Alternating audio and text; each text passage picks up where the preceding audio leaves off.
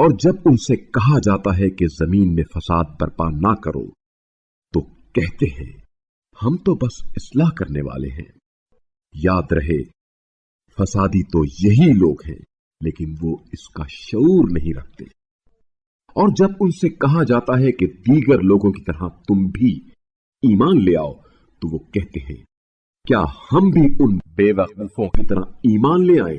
یاد رہے بے وقوف تو خود یہی لوگ ہیں لیکن یہ اس کا بھی علم نہیں رکھتے۔ اور جب وہ ایمان والوں سے ملتے ہیں تو کہتے ہیں ہم ایمان لے آئے ہیں، اور جب اپنے شیطانوں کے ساتھ تخلیہ میں ہوتے ہیں تو کہتے ہیں ہم تو تمہارے ساتھ ہیں، ان مسلمانوں کا تو ہم صرف مذاق اڑاتے ہیں۔ اللہ بھی ان کے ساتھ تمسخر کرتا ہے اور انہیں ڈھیل دیتا ہے کہ یہ اپنی سرکشی میں سرگرداں رہیں گے۔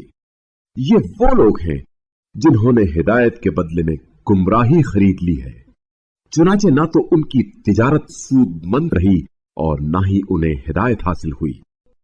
ان کی مثال اس شخص کی سی ہے جس نے تلاش راہ کے لیے آگ جلائی، پھر جب اس آگ نے گرد و پیش کو روشن کر دیا تو اللہ نے ان کی روشنی سلب کر لی اور انہیں اندھیروں میں سرگرداں چھوڑ دیا کہ انہیں کچھ سجائی نہیں دیتا۔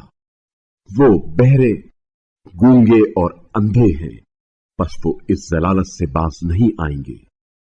یا جیسے آسمان سے بارش ہو رہی ہو جس میں تاریکیاں اور گرج و چمک ہو، بجلی کی کڑک کی وجہ سے موت سے خائف ہو کر وہ اپنی انگلیاں کانوں میں دے لیتے ہیں، حالانکہ اللہ کافروں کو ہر طرف سے گھیرے ہوئے ہے۔ قریب ہے کہ بجلی ان کی آنکھیں سلب کر لے، جب وہ ان کے لیے چمک دکھاتی ہے تو وہ اس کی روشنی میں چل پڑتے ہیں، اور جب تاریکی ان پر چھا جاتی ہے تو وہ رک جاتے ہیں، اور اللہ اگر چاہتا تو ان کی سماعت اور بینائی کی طاقت سلب کر لیتا۔ بلا شبہ اللہ ہر چیز پر قادر ہے۔